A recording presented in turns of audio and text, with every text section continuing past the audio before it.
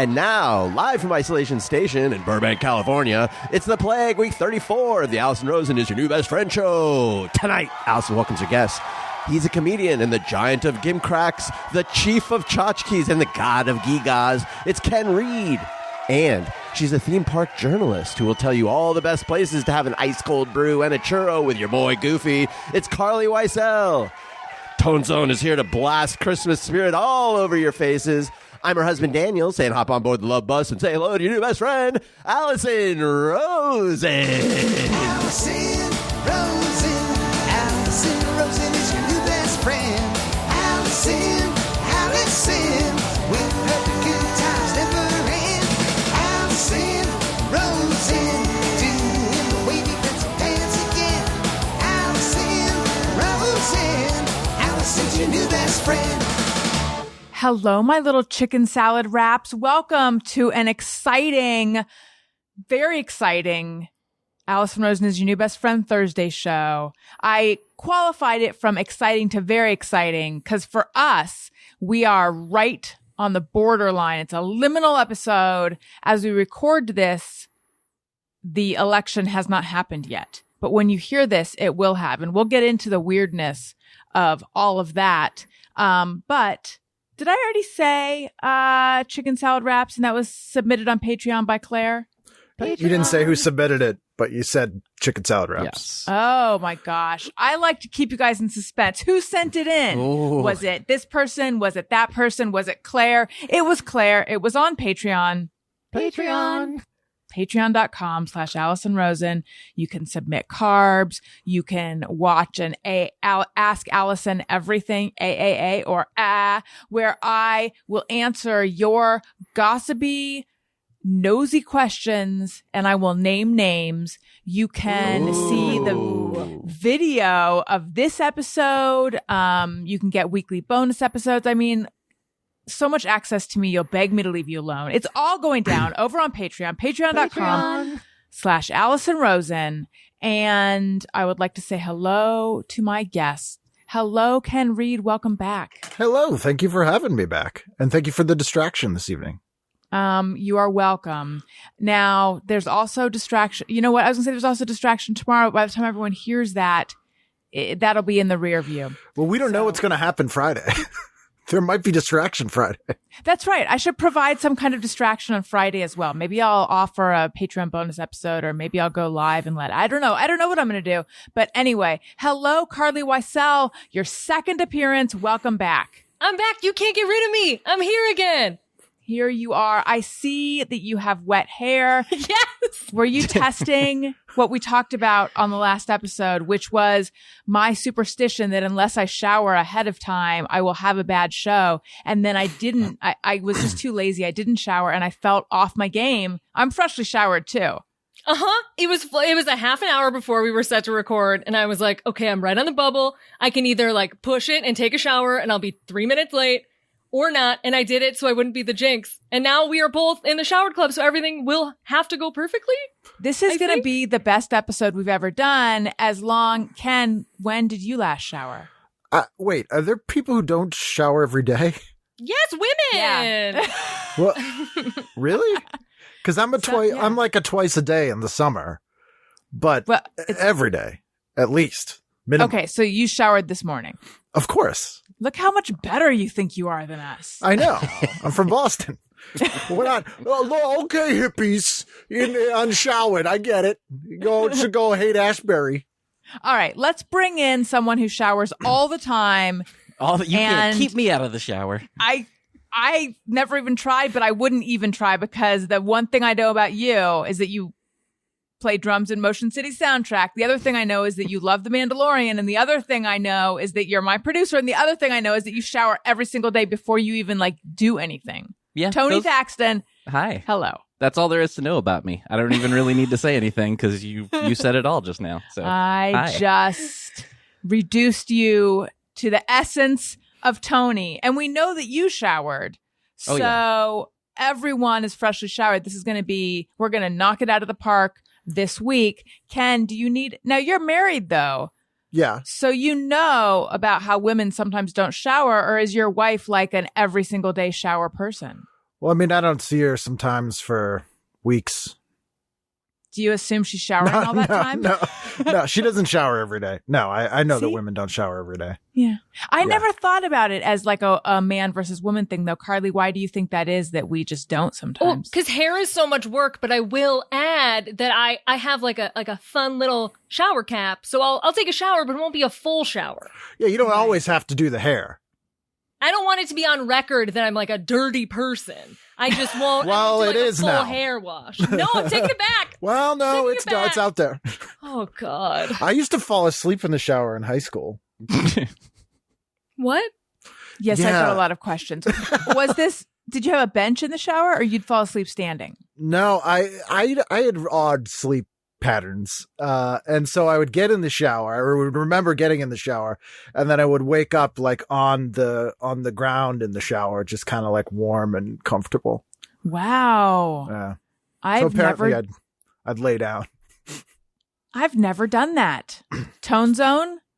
Fallen asleep in the shower? No, I have Yeah. not fallen asleep in the shower.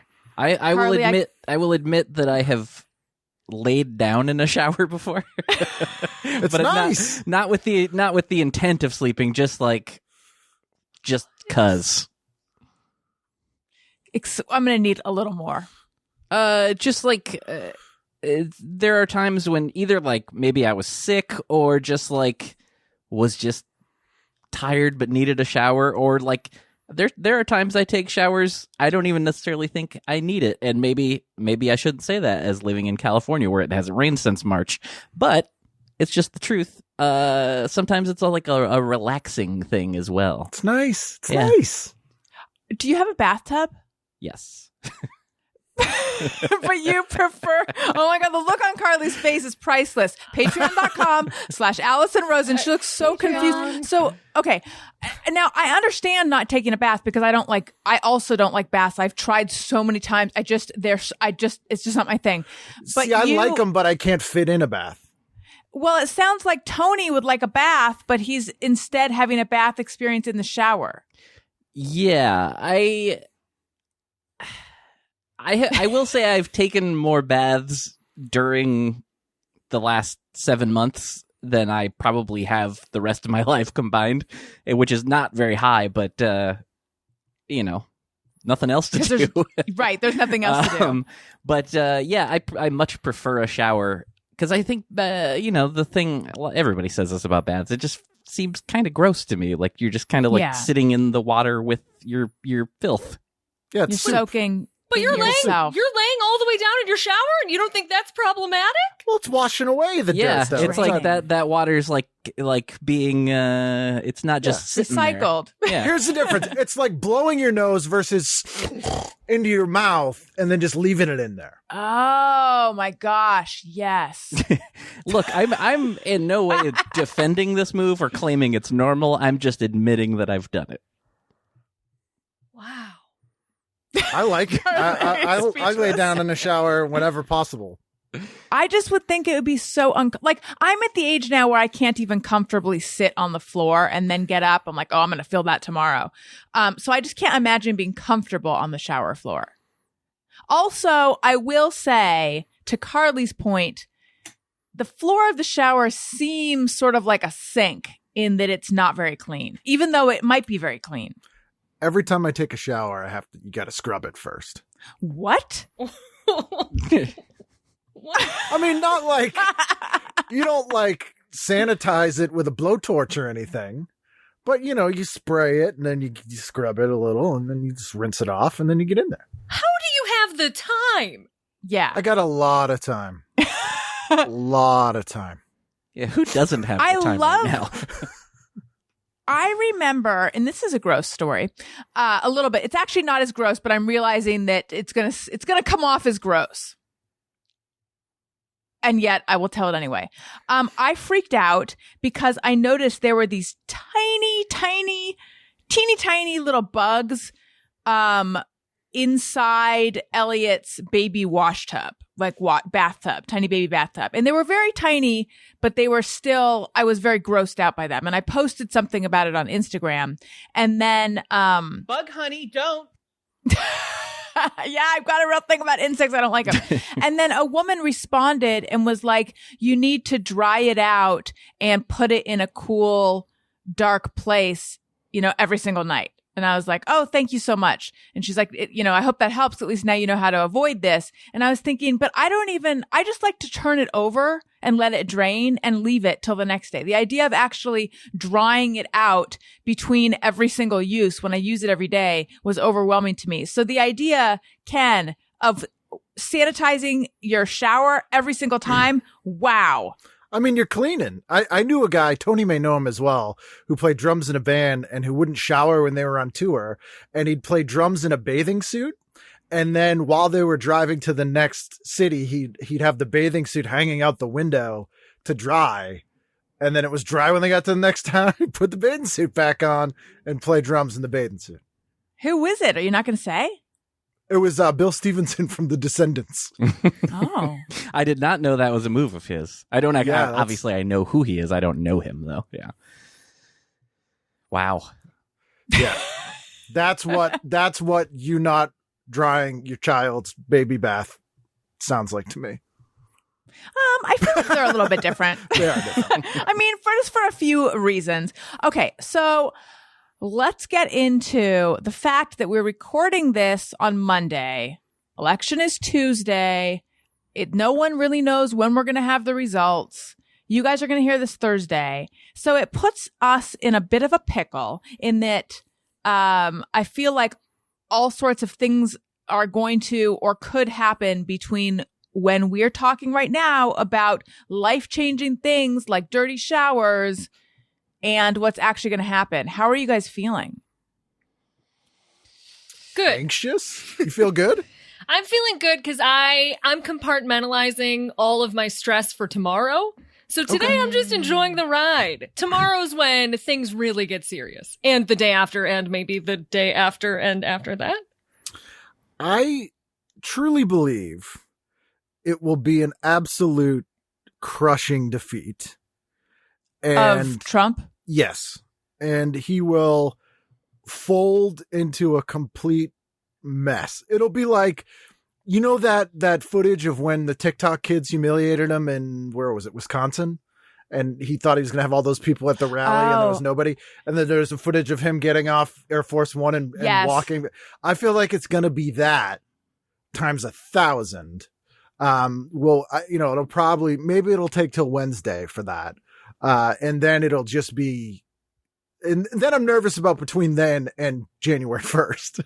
Right. But at that moment, I'll feel okay for the first time literally in 4 years. Tazone, like Pazzone, pizza calzone. This is a Tony calzone. Yes, keep Tony going. Calzone. Had Tommy Davidson in the commercials. Yes.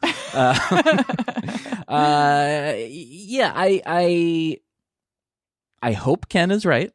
I don't know. I'm trying to not feel good about it just because I don't want to. You have PTSD from last time. Yeah. So I'm trying to not think about it, but of course that's impossible. So yeah, I'm just trying to keep busy, but yeah, hope for the best, but trying to not get my hopes up at the same time. Yeah, it's a fine line to walk right now. I think as negative as I might seem, I think that actually maybe deep down I'm an optimist because like deep down below where all my words are, in general in life, I'm usually surprised and disappointed when things turn out shitty. Like I know that I certainly was 4 years ago.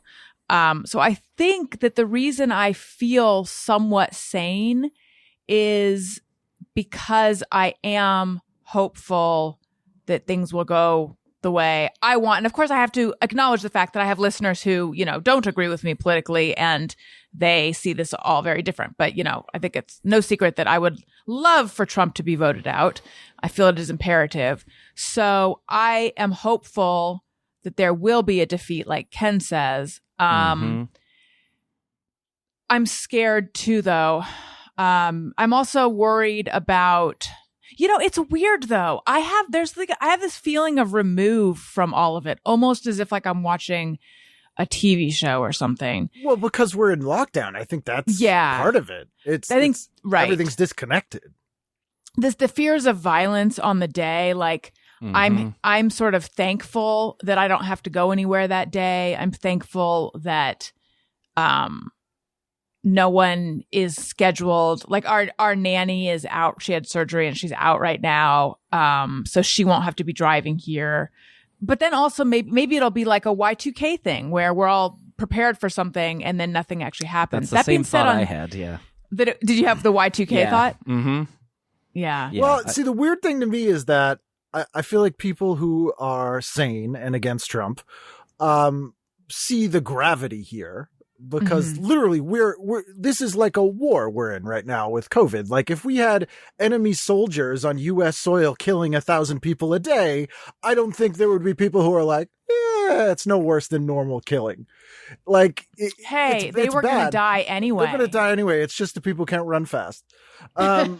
And it's not even like, to me, this is not political in the least. Like he is a complete piece of shit. He is an existential threat to the future of most people's lives, literally. And we cannot sustain a society and a country for another 4 years under his, I don't even know what you would call it. Whereas I see the people on the Trump side, and this is another reason why I think he's going to lose, because they're really hedging this in the last couple days, being like, hey, we just have political differences. Oh, we can't get the best person wins. It's like, it's not the fucking World Series, dude. Like, this is not political difference. A political difference is like, I think college should be free. And someone's like, oh, I think people should pay for it. Not a disease that's killing 1,000 people a day isn't real. And my children are bilking and fleecing the American public for millions of dollars every day. Like that. Sorry to go on a rant, but no, it's okay. This is a different thing. If there's ever a time for one, I think it's this one. This is a different thing. And like part of me, the reason that I'm like, I know he's going to lose is because if he doesn't, it's going to be full on V. Like I'm going to be running resistances in caves, making IEDs, and like being in the Wolverines, it's like, that's where we'd be at. It's not going to be like, oh, that's going to suck for 4 more years. It's like, no, it's done. We're friggin' tripods. Yeah.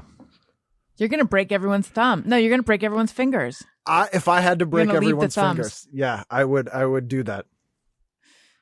It's interesting that, and by the way, I feel like I have to say, like, we're not going to stay on politics forever because I know there's some people who don't want to hear politics. But again, if ever there's a time, I think it is now, it is upon us. He's saying that he doesn't want any votes tabulated, after November 3rd. I don't understand. And then people are saying, like, it'll be interesting if he isn't in the lead on November 3rd, all of a sudden when he's demanding that we count the absentee ballots. Yeah. But why is he so sure that all his votes are going to come in on the day and that all the votes for Biden are going to be absentee? Like, I'm not sure I follow that. Oh, sorry. Good. Oh, I was just going to say, I assume that, like, they've been kind of laying the groundwork to steal the election for a while now. And my fear, like, I'm not really too concerned with tomorrow because I know it's not going to end tomorrow. Unfortunately, I mean, when you're listening to this, it's probably still going. But I assume that, they took control of the Supreme Court so that if it does eventually lie there, they can try to steal the presidency. This is a television show and he is a TV star, so it makes sense. But it is still, I'm all eyes on next year because I just want everything between now and then to go smoothly. Because the fact is, even if I voted for Biden, even if Biden wins, everyone who supported Trump is still out there and still loud and still has their voice. And the things that they believe, some of them that are not real and are like full nonsense, they're still going to believe those things no matter how the election goes. So I'm kind of big picture terrified, I'd say. But I will say this, if you look at who voted for him in 2016, so his supporters, it was 65 million people, which sounds like a lot, but is less than 20% of the population of the United States. And in the last 4 years, a lot of them have died, and he hasn't got... Hey, they were going to die anyway. They were going to die anyway. But he hasn't got one new person. He literally has not gotten one new person, and his approval rating and his job approval has never gotten higher than it was the day that he was elected, which is why his only move in campaigning is to take votes away from his opponent. So to try to smear them so that people either don't vote or they vote for a third party or they just have a protest vote or they go, everyone's a scumbag, I'm not going to vote. That's his only move because there's a limit on these people. And that makes me not as afraid because there really isn't that many of them. They're loud friggin' Al-Qaeda idiots, but there's not that many of them. And the ones there are were emboldened big time. I think his initial thing on why we don't count anything after the 3rd was because there was a theory that on election night, he would be in the lead because they'd count all the votes that were same day voting first. And those are going to be his supporters? That's what he thinks because he's been saying for 2 months, mail-in voting is ridiculous. You have to go on the day. But nobody has been waiting in line for hours to vote for Trump. Right. I like knowing everybody who votes for Trump. None of them are like, I'm going to wait in line 8 hours to vote for him. So I don't know. I might sound stupid on Thursday. I hope you're right. I mean, we did, it's absentee ballots that we put in a drop box. So I don't know when those are counted because we got the text saying that they've been received and they will be counted. But I don't know. Do you guys know like when they get counted? Those aren't absentee ballots. Though. Oh, they're not. Early voting. So early voting, I mean, it's different for every state, but early voting, they count them the same day. So they put them in the same pile, count them the same day. There are a couple states that separate them for some reason. Absentee ballots get counted after everything. Should we have, because you can track your ballot, and I have not seen anything that says it's been counted. I've just seen it's been received and will be counted. Or do you not get an update?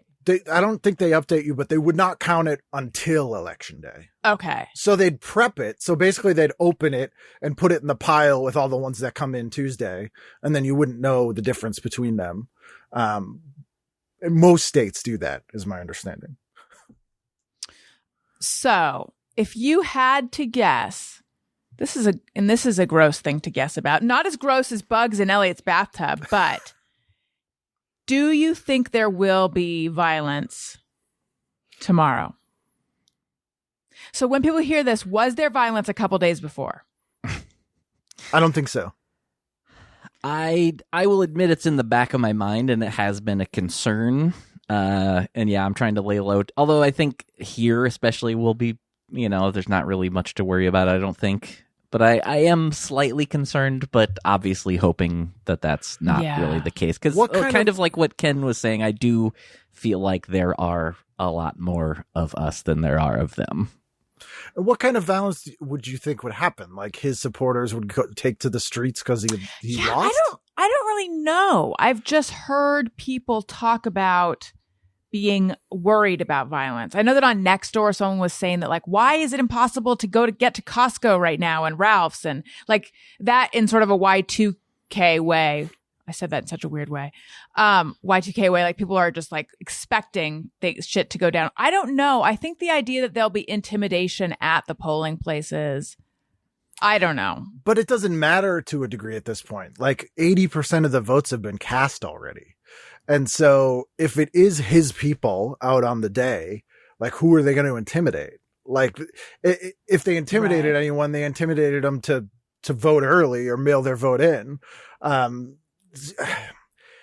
only way I could see violence is if people are so exuberant that he lost that they're like, let's storm the castle and drag Jared Kushner out into the street in time to 4 horses, or something like that. Like I don't, and that's sadly not likely, but, but no, I don't think that you're going to see his people marching in the streets, like demanding he be in. They're not smart and they turn on people quickly. Like if you look at this week, they're out protesting Bill Barr out in front of his house because he didn't arrest Hunter Biden. Oh, wait, also to go back, did you say Al-Qaeda? Yeah. I am unfamiliar with that, but I like it. I can't take credit, but Yalkeda is the best name for those people. All right.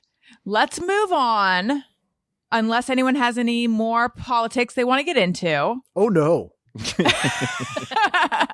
Let's move on to something forward looking. And by that, I mean, not really. How was everyone's Halloween? Did you dress up? What did you do? Etc. Carly, I'm going to go start.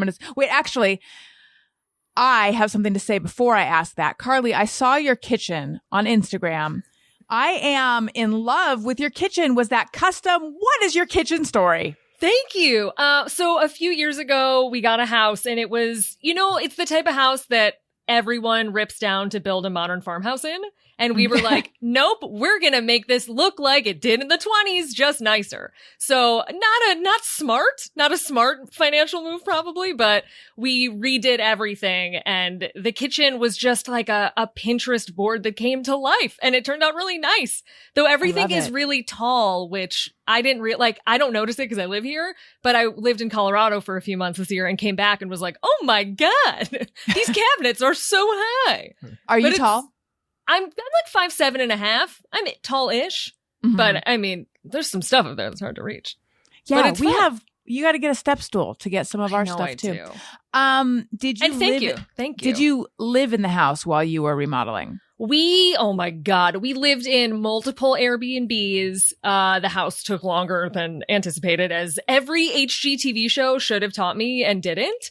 So we lived in like a hotel for a minute because it was cheaper than an Airbnb, weirdly. So we were at the London for like a month, like I'm Drake or something. Sure. I had all these tiny meals that I ate out of a molded mini fridge. It was not as glamorous as it sounds. But we lived here and then it took years and years. But the kitchen was the first thing done, I think. So now I'm trying to find your kitchen on Instagram and I saw a picture of you at that cafe with the old TVs at Disneyland. Oh, 50s primetime? Yeah, and I'm like, yeah, awesome kitchen. And then that's not the kitchen, though. I wish that was my kitchen. See, that would be my kitchen. I mean, yeah, I wish. But we went the modern, aggressive pattern tile route. I'm trying to remember what picture I saw. It might have been a story. I'm trying to remember where I saw it. I'm usually yelling in there because it has the best light. Oh yes, I think so. You were worried about the construction happening across the street. The construction. So, they're putting up one of those gross old modern farmhouses 10 feet from my door. In West Hollywood, everything is on top of each other, which is kind of nice because it's a community. But until someone knocks a whole ass house down, and then they're I'll go to my car and there'll be a man on the other side of the fence, 2 feet from me, drilling. It's like he's right there. They're my family now. And he's not even part of the construction. He's just there. He's just there to hang out. He's just an enthusiast. Yeah. It one of those it looks like a big industrial box kind of houses. It's coming. I'm just gambling on it at this point, but they already built one or two on this street. So there's one across the street they're building. That's the new box house. Basically, I complain about the construction, but so long as it doesn't become a hype house, like a TikTok house, I'm fine. Because I'm I'm right in the zone. It's possible. I'm ready. It could happen. I will die if it does. But so long as it's not 14 young people jumping off the roof into a pool, it'll be fine. I saw something that is it called the TikTok Manor? Something was unveiled today, but I didn't read about it. They're everywhere. So they're just like real world houses, but for TikTok? Yes. They all choose to live together, which why? And they just create content together. And now it's become this thing where there's a certain location or a certain type of creators that move in together. There's ones all around the world. It's this whole thing. I follow this reporter, Taylor Lorenz, on Twitter, and she keeps me up to date with what the kids are doing. But they all move into houses and sometimes cause chaos. So I'm scared they're cults. Basically. Somewhat, yes. You don't have to check in with anyone and weigh your food, but beyond that, yes. Okay, speaking of cults, and I am aware that I said we were going to talk about Halloween and then I changed the subject. We're going to go back to it eventually. Speaking of cults, we started watching The Vow And I got about halfway through an episode. Daniel watched a little more. He said he didn't really need to continue watching, which shocked me because at this point, and this was a few weeks ago, everyone was writing on Twitter about, I think even you, Tony, were saying that like you couldn't get enough of it. And also Daniel is like obsessed with cults. So I was surprised that it didn't grab him. But then I started hearing people say The Vow is just, there's too many episodes. It's not that good. And now everyone's talking about Seduced on Stars, but I don't have Stars. What to do? I don't know what either of these things are that you're talking about. Ken, you host a podcast about television. Pre-year 2000. Okay, touche. I'm like an unfrozen caveman with most things. This is a fair and solid point. Everyone go listen to TV Guidance Counselor. I've been a guest. Everyone also listen to Carly's podcast, very amusing. She's a theme park journalist. And everyone listen to Tony's podcast, Bizarre Albums. And everyone listen to my other podcast, Childish. There's a lot of content. We're like a content farm, you guys. I have theme park We're a questions later. TikTok house. We are we our could do own it. house. That's right. So The Vow and Seduced, Ken, are both about the Nexium cult, which is spelled like NXV something M. That's the cult that Alison Mack was in. She was an actress and it was like some sex from thing. Smallville. Right? Yes. Okay. Okay. And the guy went to jail recently, right? Yes. Keith Raniere, who may or may not be charismatic, but definitely did weird stuff. So should I watch it? Is anything worth watching? I was hooked for like those first 4 or 5. And then, I think there's 8 total, and the last 3 or 4, whatever it was, I was so bored. Yeah, of The Vow. Sorry. I've never like been so into a show and then halfway through just totally be so bored. Wow. Yeah. And have you seen Seduced? I've not. Although I hear it's good, and I hear it's only going to be 4 parts, I think. So, seems good. What I heard was that The Vow like really buried the lead in terms of the weird sex stuff or what's even objectionable about the cult. I don't know, but Seduced leads with this. Isn't that why you would make a show about it? You would think. Like a cult, on the face of it, not that exciting. It's just kind of like losers that hang around with each other. If they don't have like weird rituals or like weird sex stuff or like murdering people, like it's not that interesting. Right. They're just a sticker club. Yeah. They're just like people that hang out together and think like some loser and everyone else thinks they're losers, basically, right? I will say though, as when watching The Vow, like for at least a good portion of that first episode, I mean, something's coming, something bad is coming, but for a while you're like, this seems fine. Like these people seem like they're trying to like actually go in right direction with their life, and it seems like, oh, this actually seems like it has good intentions. But then, it kind of like pulls you in, or at least that's what it did for me. It pulled me in, going like, where is this going? Because I didn't know any of the story at all ahead of time. But were you like, oh, this looks like hippie nonsense? No, like actually. At best. No, it's not. It's like executive nonsense, right? Oh, Yeah. so it's like Tony, what's his name kind of stuff? Kinda, yeah. Kinda. Or it's like Landmark Forum or S or something like that. That stuff's like my parents used to go to those things when I was a kid, like those pyramid scheme like talks where it'd be like, be a human doing, give me some money, like that kind of stuff. And even as a kid, I remember getting in an argument with them in the car on the way back from one, and I must have been 8, and I was like, oh, this is bullshit. And they were like, what? And I'm like, this guy's a con man. Like, this is like a classic con. Like, you're stupid. Oh. Then you became like one of those alienated people they have to avoid. Pretty much, yeah. What do they call it in Scientology? Oh, SP, suppressive person. Yes. Carly, have you watched these? So my husband has been watching them, which means I've seen 30% of everything, but I have like a vast knowledge base from the time I spend on the internet every day. But he has been watching the newer one, and that one was so good that I almost fell asleep on the couch last night watching it because I couldn't get enough. So I vote for the newer one. There's more volleyball footage in the Vow, which personally I thought was very thrilling. That's a good thing. So much because volleyball. you need like your fun little edge to a cult. It's like, like they treated women poorly, but also volleyball. Like it's fun. It's a fun little spice on top. But how does volleyball fit in? Because I saw people tweeting about it. But what was the cult's relationship to volleyball? I don't know because And Gabrielle Reese was not involved. Like Sorry, go ahead. Oh no, I think they just tell me if I get it right. I hope I learned enough. They like that Keith loved it, and so it was like a group activity where you can go and like cheer him on and be seen. So it was like a bit of a power play, right? Yeah, more or less. It seemed like he just liked it, and then so they all kind of played like a all group the time. date on The Bachelorette. But that's like, I know two people who grew up in cults, and there's a ton of stuff like that it's just like whoever the cult leader dude was, and it's always a dude, it's just the thing that he liked. So they were like, oh, we only watch like one of my friends grew up in a cult, and they had this list of movies they could watch, and that was the only things they could watch, and they not only could they watch them, they had to if they were on TV. So it was 100 movies, and they were like old movies, but he just liked them. Like there's no overarching thing. It's just like, those are the movies I like, so you will watch them. Sorry, real quick, Alison, we may have jinxed it because I feel like I am hearing Elliot. Is that what I'm hearing? Yes.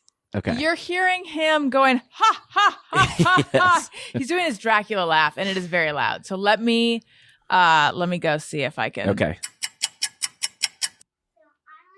Okay. Hang on. Okay. So I told Elliot that it's a little bit too loud for the show, but he's going to come in and do one ha-ha for the show. This is Elliot. Hi, Elliot. Carly and Ken and Tony. He can't hear you because I've got the headphones on. But Elliot, are you doing Dracula? I am going to airplane. What? An airplane? Okay, can you do the ha ha ha for the show? That's very scary. Oh my That's god, so Owen's doing it good. too. That's really good. Is there anything else you want to tell everyone? What you gonna say then? What else can you say to them? Yeah. What were you for Halloween? I was a vampire, but my cape was a bit glibbery. Your cape was slippery? A bit glibbery. Oh. And then I had lips, and we had to take it off, and I had to close it real tight. Hey, Elliot, who's going to be our next president? What? Who's going to be the next president? President, yeah. What's that? What is that? Oh, like who's in charge of the country? What comfy? I envy him. Yeah, don't touch it. Okay. I say other stuff to them. You want to say other stuff to them? Okay, what else do you want to tell them? What? Do you want to tell them what your favorite food is?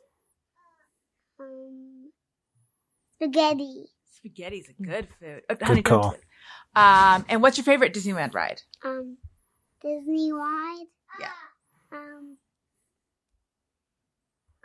Like that pot that pirate ride. Pirates of the Caribbean? Yeah. So you want to sing the song? Ooh. So brave. Yo ho, a pirate like me. Yeah. A pirate like me. Yeah, ho, a pirate like me. All right. Thank you, Elliot. Okay. Yay! Bye, So bye, honey. talented. Wow. Bye. Thank you. Okay. You have a cute ass kid. Thank you. I think my I do. God, You like put that kid in movies. seriously. Make him make you money. So every now and then, because he is, super duper cute. Every now and then we're like, what if we like just did it enough to like get enough money for college, but then we like pull him out of it, before it fucks him up. That's what people say about cults, though. I know. Oh yeah. Back to the cult. Okay. Let's just get to the good stuff. What is all the I know there was like some branding or something. They had like a doctor who would brand their pubic bone or something. I missed that episode. So I don't know. Yes, there Like there is cattle, some- like he has livestock. there is some Yeah. branding involved. Yes, that's when. I feel like it was. I can't remember exactly when they introduced that, but that was definitely. It was like, I think if I remember correctly, it was like starting to get to the shady stuff, and then when they like unveiled that, I was like, "Oh, okay, this But is." but this is don't getting frats do that too, though? I think you're thinking of paddling. No, but like frats will brand people like with their Occasionally, stupid frat but I like think- logo. But I don't think it's accepted. I don't think it's okay that they do that. Okay. Controversial. I mean, some might say frats have elements that are similar to cults, Yeah, I'd Not- say that. the Pan-Hellenic Society, but you know, There's a lot of bone in each other. that's right. But I think that in a frat, there's a lot of bone in each other. In a cult, there's a lot of bone in of one person. Yes, you're right. That is Yes. the difference. Being told who to bone. That's right. Yeah. So That's what the was difference. the deal with the cult sex? I can't get a good grasp on it because it just seemed like everyone kind of slept with Keith or was dating him, but it wasn't of their own volition. It was someone being like, you need to seduce him. Granted, I'm coming at this with a limited amount of knowledge, Right. but I just know the episode that I saw last night was talking about how someone was told to seduce him, and there was a whole part of the cult where they have collateral, like you need, Yeah. like you had to like seduce him and then have like photographic proof to prove that you did it, so that if you leave the cult, I know that they had a bunch of, I don't know if these are the same, but they had a bunch of things that you gave them, so if you left, they would just humiliate you. So it was designed so that you don't leave because of like your worst nightmare coming true, which you So- created for yourself. You're supposed to give them stuff that they can then use against you. Yeah. How lazy is this cult? Yeah. My word. Yeah. Yeah. It was supposed Yeah. like That's like- their way to get you to show them that you are serious about being there, that you But what- can let them. Why have wouldn't you this. just make it up though? Hey, Well, no, I'm not- you're I'm not like defending. no, it. they're like screwing the guy, and you'd like film it, and they're like, if you leave, we're gonna release the tapes, kind of thing, right? I actually think it was like all photo based. Yeah, and I think don't. there was I, a lot of video I happening. may be wrong, but I don't think it was necessarily photos of anything with Keith. I think it was literally Yeah. just like, if you have Them buying a naked Dave photos, Matthews Band then- album or something. What'd you say? Buying a Dave Matthews Band album or something like that. Yes. Yeah, like why would you necessarily have pictures of embarrassing things in your life? I think you had to take some, or if you had anything. I mean, maybe I really shouldn't be talking about the show. I'm not an authority, but I do remember one part where someone said like there was something that if they said it to their brother, it would ruin their relationship, and like there was things like that. I think maybe Yeah. like stuff from exes. I don't know. And the benefit to them was that they got to hang out with this dude. Well, it was all a mind game. So it was kind of like seeking approval from them in everything you do, and then like guiding you on a path. And so if you wanted to prove yourself, you were already in the headspace where you're like, this is my stuff. I'm ready to show my commitment. The description you guys are giving me is so frustrating that you're frustrating me into wanting to go watch it because I'll just read about it on Wikipedia. I think that's their best bet. That's what I did for Game of Thrones. Yeah, I had to stop watching at a certain point too.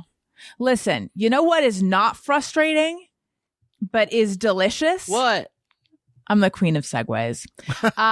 It's Magic Spoon cereal. I don't know if you guys have heard of it. I was aware of it before they became a sponsor on the show because I did keto for a long time, and many people who know who've done keto or who are just trying to not take in much sugar know that cereal is one of the things that you have to say goodbye to because it is typically loaded with carbohydrates and sugar and grain and all that stuff.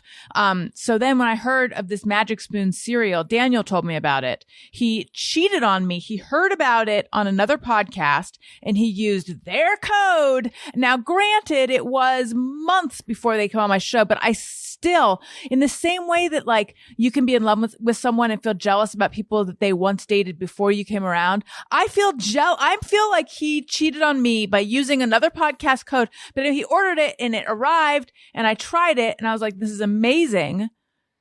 I'm not forgiving you for cheating on me, but it is amazing. It's really good. It's 0 grams of sugar, 11 grams of protein, only 3 net carbs in each serving. They have cocoa, fruity, frosted, and blueberry. There's other flavors too, but that's like the variety pack you can get. Frosted is my favorite. Daniel told me cocoa was his favorite, but then he just changed it to blueberry being his I favorite. like fruity. Fruity's my favorite. Oh, really? Fruity is like Fruit Loops. It tastes like Fruit Loops. Yeah. Yeah. But Frosted's like marshmallows. To me. I think of it more as like a, yeah. Oh, I like marshmallows. They're No, all I like good. it. They're all good. It's kind of, you think it's too good to be true, but it's not. It is true. Keto friendly, gluten free, grain free, soy free, low carb, and GMO free. Go to magicspoon.com/bestfriend to grab a variety pack and try it today. And be sure to use our promo code bestfriend at checkout to get free shipping. Magic Spoon is so confident in their product. It's backed with a 100% happiness guarantee. So if you don't like it for any reason, they'll refund your money. No questions asked. That's magicspoon.com/bestfriend and use the code BESTFRIEND for free shipping. We thank Magic Spoon for sponsoring the podcast. Also, when was the last time you gave any thought to your bed frame? Maybe when you bought your mattress because they threw it in for free. Well, you got what you paid for. There's no way that ugly hunk of metal fits your style. Give your bed and your whole bedroom an upgrade with The Bed by Thuma. Thuma has spent years and thousands of hours creating the perfect platform bed frame for modern living. It's super supportive for your mattress, breathable, and made to naturally minimize noise. The Bed by Thuma is backed with a lifetime warranty, ships right to your door, and takes about 5-ish minutes to assemble with no tools. It couldn't be easier. And the bed helps create space. There's 9 inches of clearance between the bed and the floor. That's plenty of room for just about anything you need to tuck away. Thuma has high standards for both craftsmanship and aesthetics. Each bed is handcrafted from eco-friendly, high-quality, upcycled, walnut-colored wood. You'll find beautiful, unique variations in the natural grain. The minimalist design helps elevate the look of your entire bedroom. And Thuma doesn't just talk the talk about being eco-friendly. They work with One Tree Planted, my favorite show, to plant 1 tree for every bed frame sold. And the bed is Green Guard certified, which means a cleaner, healthier home. Upgrade your space with The Bed by Thuma. And right now, for a limited time, you can get free shipping on your order. Go to thuma.co/bestfriend. That's THUMA.co/bestfriend to get The Bed by Thuma shipped right to your door for free. thuma.co/bestfriend. All right. You guys, we're back. So Halloween, how was it? Did you dress up, Carlye? I did a whole bunch of nothing. I worked all night, which was lame. I did dress up, which means my jeans don't fit anymore because of, all of this. So I stood in them for a photo and then changed out of them. But I dressed my dog up as Fozzie Bear and I put on a Kermit t-shirt. So we were the Muppets. I love it. Now, was your husband part of this? Or No, was he just too busy watching The Vow? He was the photographer and also wants nothing to do with Instagram or sharing photos or anything. Oh, you have a secret husband. A Yeah. secret non-social husband. Yeah, it's kind of nice. I mean, I dig it. He just watches sports all weekend because he's a sports guy. He's like a fantasy football guy. But no, he just took a photo of us. But we put the Fozzie Bear ears on Morty together because the costume, you can't find like a ready-made Fozzie Bear dog costume. So I did find a slutty Fozzie Bear costume. Oh, nice. Which, wow, who is that for besides me? But I was able to like cut it apart and make a little dog outfit out of it. So is he not on social? Oh, sorry. Go ahead. Oh no, I was just gonna say. Several years ago, one of my old dogs, I dressed as Fozzie for Halloween once because she was the Slutty same. Fozzie? She was kind of the same color, and Yeah, Will same you thing. send me a picture? I will. Yes, a friend made the costume for her. So Oh, well, I It like was that you're casually like, ours was better. It's totally true. Wait, Carly, is your husband on social media at all? He is, but it's for like life updates. So like every year he'll be like, love my wife, been a blessed 5 years. And then we'll like disappear for a month. So he works in music. So he'll post about his artists, but there's rarely anything that's Personal. us, which I like it. I mean, I don't like looking for my articles when they go live and all of the results being like Carlye Wisel wedding, Carlye Wisel husband, like just people being like, who is this man? But beyond that, it's all good. It's nice because if both of us were on our like yelling into our phones all the time, I think it would be too much. Yeah. You'd have a TikTok house. Yeah. What does he do in music? He does A&R, so he works at a record label. This is going to sound, I didn't know they even had A&R still. Oh, big time. Because now, like, you know, like in the good old days, the way they portrayed in television, it's like, ooh, someone tosses a cigarette into the street in Soho and then like bursts into a club to catch a new band. And now it's just like, this song is trending. It's all about like statistics and numbers and research. And they like find it and then they try to sign it very quickly. So it's Neat. They made A&R guys nerds. It's like Moneyball for A&R. Yeah, Moneyball was always nerdy. It's the same thing. It's just like trying to find something and get on it. But yeah, because it works. So for people who don't know, A&R is artist and repertoire, and they're the people at record labels who find the new acts and bring them on. Like a scout. Yeah, that's right. Ken, what did you do? I stayed inside. I refurbished some old televisions. So that was my my COVID little activity for a while. Was I was getting free. I'd look on like my local Buy Nothing or whatever, and people were throwing away like TVs from like the 40s and 50s. And so I picked up a few and then I like cleaned them up and refurbished them. And then I have a really cool 1949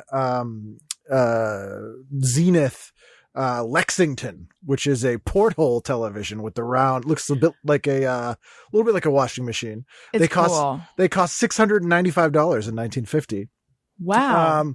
But so I made it, so I can watch stuff on it. So I watched like a bunch of old like Hammer horror movies and In Search ofs and stuff with the dogs, and then ended up feeling terrible and just marathon Somebody Feed Phil season 4 for the whole rest of the night. He is going to be on the show. Ooh, love him. He's going to come back. That's right. Yeah, he's great. He's the best dude. How did you learn how to refurbish TVs? Just look online. Wait, are you serious? Yeah, there's like whole groups and stuff. It's pretty easy. I just take them apart and like this one behind me I did. But some people could see that's a 1965 Motorola. That one just has I took all the guts out and put a new flat screen in, like a smart TV, so you can watch whatever on there. In that one, yeah. But some of them you can test the tubes and like get it working. I don't think it would be that easy for me to just look online and then be able to do it. Like, you must have some base of mechanical, electrical know-how, right? Not really. Are you being modest, or is it really this easy? Are we all just fools for not doing all this, doing it's not this ourselves? That hard. It's like there's charts and stuff and tells you what goes where and whatever. It's a lot easier now because there's like whole like website, like message board groups of people that only do that. And you can find like a specific thing about anything, like very specific instructions. Well, it still sounds like nothing I would ever do successfully. Yeah. Tony, what about you? Could you do this? No. I have done the thing where I've looked up something on YouTube and then tried myself, and I have had some luck with it before, but it was pretty simple stuff.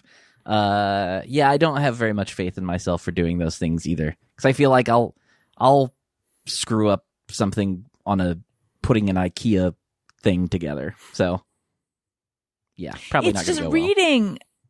Reading the manual of that or reading the chart and trying to figure out how it correlates to the thing I have in front of me steam would come out of my ears. YouTube tutorials. That's the big difference Yes. in 21st century is it's so much easier when someone's like, yeah, here's this thing, grab this and do this, done. Like, Yeah. but that would have been, 4 pages of this manual. Are you on YouTube Boston? Oh yeah, I have a Boston filter for my YouTube. You want to fix this fucking thing? Just buy a new one, you piece of shit. That's usually how all of them go. Scratch a scratch ticket and win some money and buy one. Tony, what did you do for Halloween? Well, similar to Carly, I have a secret girlfriend now.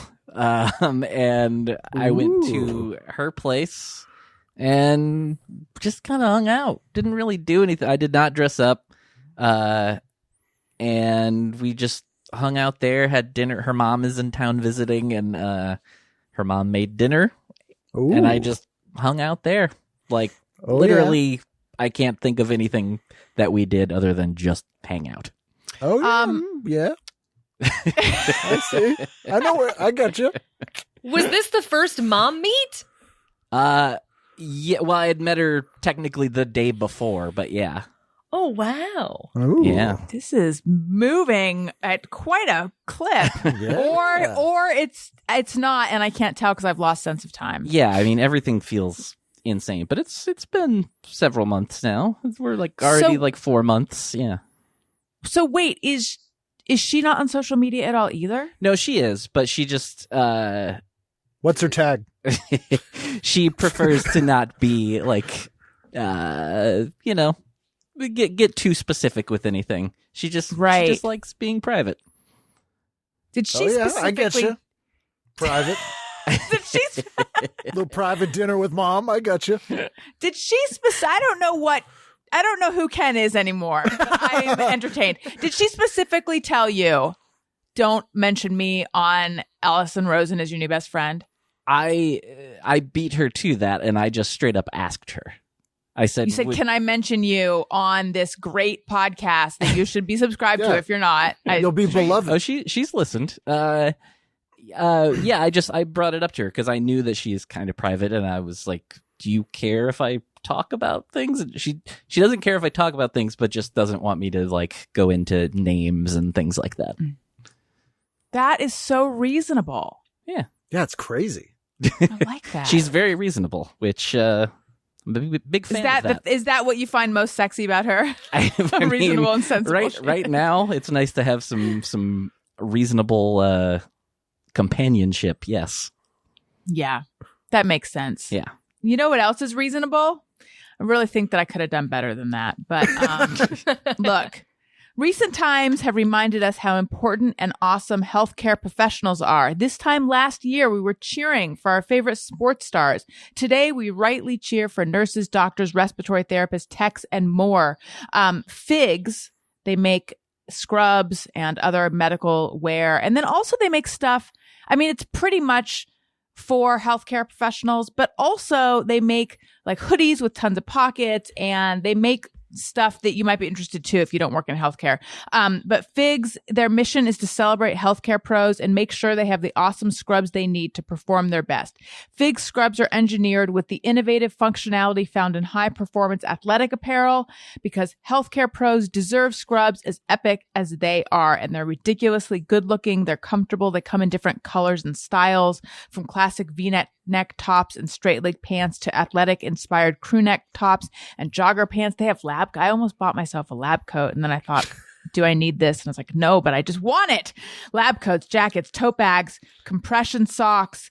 Figs wants you to wear the scrubs you deserve and enjoy 15% off your first order using code BESTFRIEND15 at checkout. And if you're not working on the front lines, thank someone that is, because Figs will give you 15% off too. Head to wearfigs, wearfigs.com, and enter code BESTFRIEND15 at checkout. That's wearfigs, wearfigs.com, and enter code BESTFRIEND15 at checkout. Get ready to love your scrubs. So I have talked before about how I really don't love Halloween. I don't get excited for it. I'm not like, ooh, a chance to dress up. I don't like scary movies. I'm just a big stick in the mud. And Daniel is very creative and likes costumes and likes dressing up and stuff. So this year, I actually really enjoyed getting in costume, and I really enjoyed it. And I figured out why. It is because I didn't have to do anything. Our mother-in-law, Daniel's mom, is here. My mother-in-law. And Elliot has been very into this show that I had never heard of prior to having kids, called Ben and Holly's Little Kingdom. It's by the same people who do Peppa Pig, and it's about Ben and Holly, and Ben is an elf and Holly is a princess, and there's a whole bunch of characters. And so the last time she was in town, they decided that for Halloween, everyone in the family would be a Ben and Holly character. And listen to this. Daniel would be the king, and she would be the queen, and I would be the nanny. Very Freudian, but it does make sense because Nanny Plum, who is my character, has black hair, and she looks more like the queen. And she is wonderful, and she's going to listen. And Diane, I'm just joking. But anyway, so she made all the costumes. Even Wendy was part of it. Wendy was Holly. And she made all the costumes, and I didn't have to do anything. I just put on this costume, and then the most creative thing I did was I did my makeup and my hair in like a Nanny Plum kind of way. But it was actually really fun. And then my sister and her kids came over, and my brother-in-law, and the kids played, and we had like a little Halloween candy Easter egg kind of hunt in the backyard. And that was, it was actually really, and I feel like I've seen a lot of people on Instagram saying that they had a lot of fun this year, even though it was a very untraditional Halloween. And maybe it's because pretty much no one's doing anything anyway. So it felt like a little taste of excitement. Well, it's probably low pressure. I think like a lot of people, although I imagine it's much different if you have kids because it's about them having fun. But for those of us who are barren and will die alone or with no one to take care of us in our old age, I think there's like a lot of pressure, like do something great. Mm-hmm. It's especially this year because Halloween was on a Saturday with a full moon and daylight savings. So you got an extra hour. And so you're like, this is going to be the best Halloween ever. And it was kind of a little bit of a relief to be like, I was going to do something awesome, but now I can't. Yeah, you're right. New Year's is going to be that way this year too. New Year's Eve. I hate New Year's is probably my least favorite holiday. Yeah. That for me has now with kids and being married, and to me, like that kind of takes the pressure off. I think in the first few years we were married, there still was that like, what are we going to do? We have to do something. But now I don't even feel like I need to be awake by midnight. When I was in bands, we played on New Year's Eve a couple times, but and New Year's Eve is like in the before-in-teen, which is another trace that I heard, when people did stand up, that was like the big stand up night. Like you'd make a ton of money. And I turned down every single New Year's Eve gig forever because I'm like, that is the worst possible gig I can imagine ever doing. Because those people feel entitled that you're going to like dance monkey for them and it's their big night. And so I turned down, but I will not go out of the house on New Year's Eve anyway. Yeah, I don't think anyone will this year. Well, no, of course they will. There's a lot of people still being very social on social media. And even if you post stories of you guys all doing rapid COVID tests, I still don't like it. No, they shouldn't be doing anything. That's how we have a huge spike. Carlye, have you ever been at a theme park on New Year's Eve?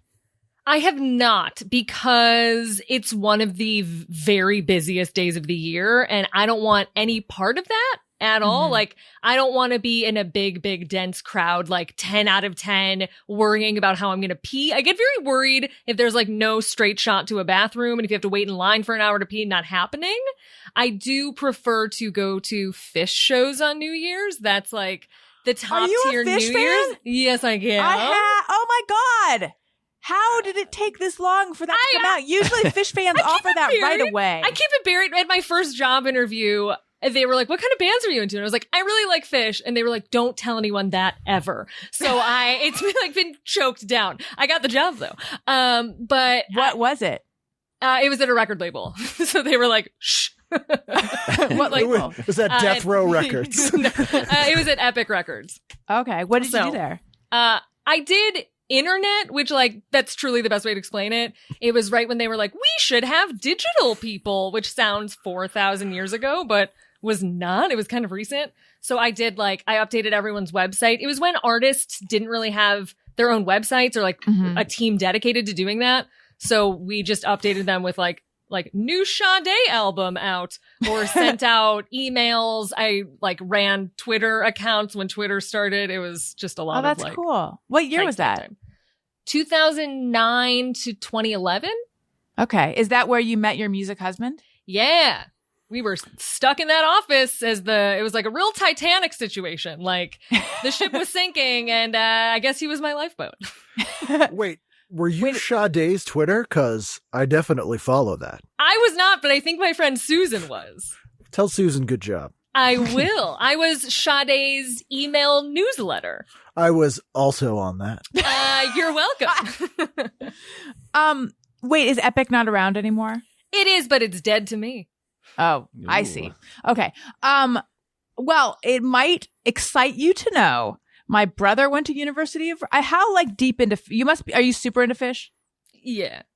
My brother went to University of Vermont and played with Mike Gordon and the other guy who's not Trey for a little while because Page or Fishman? I think both of them actually. There's a guy in Phish named Fishman. Yeah. Spelled differently though. I don't really, he's told me this before because I communicated it to someone, actually Harris Whittles, sadly departed, hilarious comedy writer. Who I knew when he went to Emerson. He used to do stand-up here in Boston. Okay. Yeah. He was a huge Phish fan, and I remember telling him this. So at one point I knew. But anyway, my brother was in a band with them. They were called the Dangerous Grapes. And they played at Nectar's. And then I don't know what happened, but like I don't know if they had a falling out with Trey, and then they like played with my brother, and then they got back together with Trey. Your brother was like band rebound. Yes, exactly. Wow. Mm-hmm. Oh my gosh. I'm not the type of fan who studied the early days or like knows the full Gamehenge lore, which if you know what that is, don't worry about it if you don't know. But I feel like I like getting a lot of show out of my money. Like if I'm buying a ticket to a concert, you better wow me. 4 hours. Oh yeah, I want to be there all night. I want there to be 3 sets. I want there to be something special at midnight. And the reason I like it is, like along the theme park line, there's always a big moment at midnight. So, for traditional New Year's, you're just like I'm going to kiss someone I live with. This is dumb. But when you go to a Phish show, they could fly out of the corner of Madison Square Garden in a hot dog vehicle. Like anything can happen. So that's why I prefer doing that. This might be common knowledge, but the thing about New Year's that really bothers me, and I don't know if this happens at Phish concerts as well, is that people that go into Times Square go there in diapers because there's no place to go to the bathroom. And once you get in there, you're in there for the night. Oh, it's at MSG. If I go, it's usually the New Year's show at MSG, and there's ample bathrooms and drink stations and snackies. It's a perfect storm for a good time. No diapers. No diapers. I would not stand for that. I went to a Phish show. I went to one Phish show, and it was either at the Greek or it was before I lived in LA. The so Rialto? I didn't really, no, I feel like it might have been like the Fonda or something. I think it was the Greek. Is the Greek like up in the trees? Yeah. I've still never been there. The Fonda is indoors. So was this indoors or outdoors? It definitely wasn't there. Hollywood Bowl? No, it wasn't the bowl. It was it was very like idyllic and outdoorsy and probably pretty. the Greek. I've actually never been to the Greek, but I know that it is outdoors. If it was the Greek, you guys should go there. But anyway, I went with my friend JR and we got stoned because you have to at a Phish. I mean, that's what we felt like we had to at a Phish show. And because of that, I have like very, very little recollection of it other than there were trees. And I feel like that was a lot of, cause I don't get stoned anymore, but I did a lot in college and like just after, which is when we saw Phish. And I feel like I blotted out a lot of memories because I did that. And I don't think I enjoyed it more. I had nothing to add to that. Yeah, I know. I've never You're smoked straight pot. Yeah, Went to a lot of shows and didn't enjoy them, but also didn't get stoned. But you probably remember not enjoying them. Oh yeah, vividly. I'm like the Mary Lou Henner of bad punk bands. I have a theme park question. Yes. Yeah, let's hear it. So I'm obsessed with defunct theme parks. Mm-hmm. And I did not plan this, but like there's one called Rocky Point Park that was in Rhode Island, and I actually have little miniature versions of all their rides. Oh, wow. Here, this was their dark ride, which cool. was the haunted house. But I love collecting like carnival prizes, like game prizes from defunct theme parks. So there used to be one here in the next town over from me called Pleasure Island. That was the largest rival to Disneyland until it closed in 1970. And then Disneyland purchased the name Pleasure Island, and they made Pleasure Island into like an industrial park. And if you would go into any of the offices there, they still had the lake with a giant rusting Moby Dick whale in it because they just didn't take it out of the lake. So I like that stuff, but I don't think that's probably what you cover. Well, there's a lot of crossover. I happen to be I'm more current. I mean, hard to believe that there's so many people who cover theme parks that like my niche is like the past 5 years to current. But there are a lot of people I'm friends with who cover all of that, especially Defunct Land, which I'm sure you're familiar with, is an incredible. It's like when you say What YouTube, is it? It's this YouTube account, but really they make mini movies about everything theme park adjacent, things that aren't around anymore. They just did this wonderful documentary about a band called Halix, which played for one summer only at Disneyland, and they were like loosely Star Wars sci-fi I've heard inspired. about this, yes. It's incredible. I've seen it 3 times. I'm obsessed with it. And it's this story that like a lot of theme park fans and people who consider themselves to be experts didn't even really know about. And they somehow were able to cobble together a full documentary, and a really good documentary. Did you guys see the Action Park documentary? Oh yeah, Yes. big time. That was so good. Yes, it No, was. what is that? Oh man, it was this amusement park in New Jersey that was just really dangerous, and people died all the time there. Oh, And It's on it's just HBO. like, yeah, this completely crooked guy ran it, and it was so not safe, and it was around for like 30 years somehow. It truly is insane. Like, it's one of those things you watch and you're like, how was this possibly real? They would build rides without having tested them. this is so, And so horrifying. They would literally just like draw it on paper and then build it and be like, it'll be fine. And then Yeah. it wasn't. And people from New Jersey are like, yeah, Class Action Park. Like that's Yeah. what we called it. And it's like, what do Traction you? Park. Yeah, like what? That's not like a normal thing that you would go with your family and come back injured. Like that's not a normal experience I had as a kid. But New Jersey people are like, yeah, totally normal. We had a place called Benson's Wild Animal Kingdom that was not legal. And it was in New Hampshire. And it was this guy. It was just a guy. And he had this like farm about with all Benson? these like, with tigers and like all kinds of wild animals. And then he had made all these bootleg like rides based around the Terry Toons characters, which is like Mighty Mouse and like Heckle and Jekyll and all stuff. So it was like bootleg Heckle and Jekyll and like homemade costumes of them. And then you would go and there would be like African porcupines, and you could like, I have a picture of me as a kid like holding raccoons. It was so illegal. And it was kind of amazing. Did anyone get eaten or anything? People definitely got hurt. I remember my dad got attacked by a rooster once and had to like real bad. Like it, Oh, it no. fucked him up. He deserved it. But yeah, no, people definitely got like hit by bears and stuff like that. I got attacked by a peacock. I'm okay. I don't think I got it nearly as bad as your dad, but we were at this hotel in Maui, and when it's still there. It's the Maui Grand Hyatt. And I don't know if it's still like this, but then it was like, you really, there's all these like beautiful wild birds that just roam around. So I wanted to go down one morning with my little camera and take pictures. And my parents said, okay, because they could see me from the balcony, which I didn't realize. So I'm walking, and then all of a sudden there's just this like flapping, and I just feel a scrape go down my arm. And I think I started crying because it wasn't super painful, but it was just so shocking. Like, what the hell just happened? But anyway, yeah, a peacock flapped its wings at me and then slid down my arm. And I remember, the thing is, I was very into animals when I was a kid. I always wanted to like Dr. Dolittle, the books, because I was like, it's about a guy who can talk to animals, but I just couldn't get into them. But I felt like it would, like, you know, at the age where you're sort of like trying to design what your personality is going to be, I was like, I'm a person who likes animals. I should be into Dr. Dolittle. I wanted to be into it. And I always felt like, does it reflect some kind of like darkness in my soul that this bird didn't like me?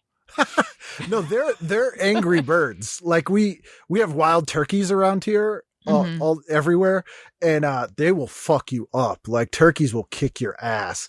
And every single day in middle school, some kid would walk in to like the cafeteria where we'd wait before school started, just like bleeding or with a black eye from a turkey.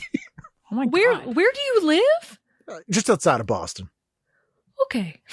Yeah, there's a lot of wild turkeys. Like you'll go out in There your are, yard yeah. and there's like 40 turkeys just hanging out, and they weigh like 20 pounds each. And if you go near them, they're like, "Oh no, we're not doing that." Yeah, geese are pretty unfriendly too. I think swans are okay. I think ducks are okay. I've heard things about ducks. I like ducks personally, but geese can attack your ankles. That's where the term goose comes from. Oh yeah. I never They'll thought bite about your that. ass. Yeah, they will bite your ass. Ken, was it your dad or was it Arden's dad who did something with a turtle? Snapping turtle. That was my dad. Okay. Yeah. And what, he put a turtle was- under his boss's desk, and then the turtle bit his boss in the dick. genitals? Yeah, he was driving to work one day, and there was a giant snapper turtle crossing the road, so he just picked it up and put it in the back of his pickup truck, and then he got into work way earlier than everybody else, so he put it under his boss's desk thinking it'd be really funny, and then his boss went in his office and was just like, "Ah!" and the thing had just bit him, and then my dad had to not admit that it was him and just pretend he didn't know how the snapping turtle got in there. I can't decide how I feel about it. I might admire the gumption. Yeah, my dad has a long history of being attacked by animals. I have a really long bit on my last album where my dad bought me a snake for Christmas, and I didn't want a snake. I had no interest in having a snake. And he, for some reason, wanted to buy me a snake, and it peed all over the carpet on Christmas morning, and my dad rubbed its nose in it. Oh my To God. like you can't teach a snake. And then the snake got really mad, and then he was cleaning it up, and the snake just latched onto his hand, and he was like doing this with the snake on Christmas Oh. morning. Yeah, it was great. What kind of snake was this? This is a ball python, so they're not poisonous or anything. We also had a tegu, which is incredibly. that? It's basically like a small monitor lizard, and they are not legal. And it ate live rats, and it was in a tank on my mother's hope chest on her side of the bed. And it was just this vicious thing, and it attacked everybody. It put a hole in our wall with its tail. Yeah, they were. Where is it now? I mean, obviously not alive, but Well, my dad, it's a very long story, but my dad, one day, so it attacked my dad because my dad and my uncle had some beers on a Saturday and thought they were going to give it a bath, which was it did not agree. And so then my dad was down. We had like an in-law apartment in my basement where my gay uncle lived, although my dad refused to believe he was gay, even though he lived with his boyfriend. But who did your dad think that was to him? oh, his buddy. Like I remember being 12 years old. My dad said something homophobic, and I'm like, Dad, you know, Paul's gay. He lives in the basement. He's gay. He's like, no, he isn't. I'm like, Dad, he lives with his boyfriend. And he was like, no, that's his buddy. And I remember being 12 years old going, Dad, how many beds are down there? And my dad going, well, there's only one bed. There's only one bed. Like he just, when it was like the end of the Sixth Sense. But yeah, so he was down there like a week later with my uncle and all his buddies who were all bodybuilders. And he was telling them about the tegu attacking him, and they were making fun of him. So he went upstairs and put his tegu gloves on, because he had to put on like giant welding gloves to hold this thing. And he threw it into my uncle's apartment and then shut the door and locked it. And then it started attacking everybody. So they threw a chair through the window, and all were diving out the window to get away from this thing. So then my mother was like, you have to get rid of that. So he gave it to a friend of my uncle's who had just got out of prison. And about 2 weeks later, we came home one day and there was like a wriggling bag on our front steps. And this guy had just dropped it back off. And then my dad sold it to somebody. I don't know where it went. I'm going to have to look up Tegu. Yeah, they're gross. Wow. I didn't realize snakes peed. Oh, I mean, yeah. Like, of course they do, right? But I never thought about that. I know, and I also don't know what thinking the same snake poop looks like. It looks like bird poop, kind of. Although, Okay. here's a fun fact. Birds don't have a separate poop and pee. They just do one thing. Right, a cloaca. Yeah. So it looks like thicker bird poop, the snake Do poop. snakes also have a cloaca? Maybe? No, the liquid definitely comes out of a snake. Oh, I think birds pee too, though, unless I'm... Wait, what was that? Tee-hee. I feel like birds have urine that comes out, though. But isn't that the whole point of them having the cloaca? Is that they don't have urine? You know, I don't know. Boy, I've got to Google Tegu after this. I've got to find out Snake pee. what kind of anatomy, what kind of plumbing snakes have. I need to find out if birds urinate or if that's just like the liquid component of their poo. Boy, I've got things to distract me for the next couple days. See, Allison, you do love animals. I still do.